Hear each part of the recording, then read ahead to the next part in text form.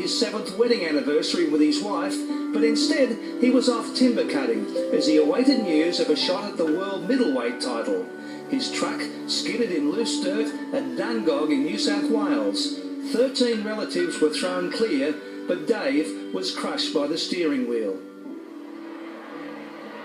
It was 5 months after the epic bout between Tommy Burns and O'Neill Bell when Sands knocked out Bell here in 2 rounds. The next year, Sands hammered Len Dittmar.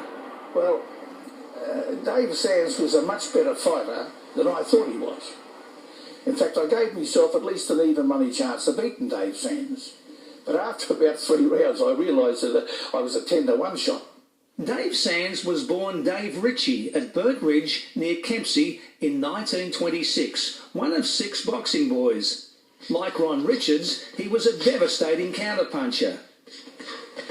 Sands was a serious contender for the world middleweight title then held by Sugar Ray Robinson. As it was, Dave twice beat another American, Carl Bobo Olsen, who held the world crown while Robinson took a holiday. And he blitzed Dick Turpin in England for the Empire middleweight title. Back home in Sydney, Sands, who went on to record 15 first-round KOs, was matched with Henry Brim, a classy American who had fought a 10-round draw with Sugar Ray Robinson. Poor old Henry didn't know what hit him.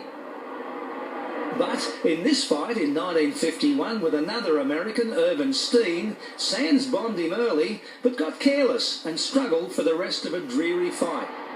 When he was fired up though, there was no stopping Sands, as Big Al Burke found out in this Empire title fight. Sands and his brothers were all trained by this man, Tom Maguire, who was often accused of exploiting them. Dave's brothers also made their mark as fighters. Alfie Sands was a big hit, and Russell, in the dark trunks here fighting Tommy Romulo, won the Australian Featherweight Championship. The referee, Vic Patrick. Despite a withered leg, Russell in the lighter trunks was all go as he showed against Sapo Ortega. But of all the brothers, Dave was to be the one who would receive the international recognition.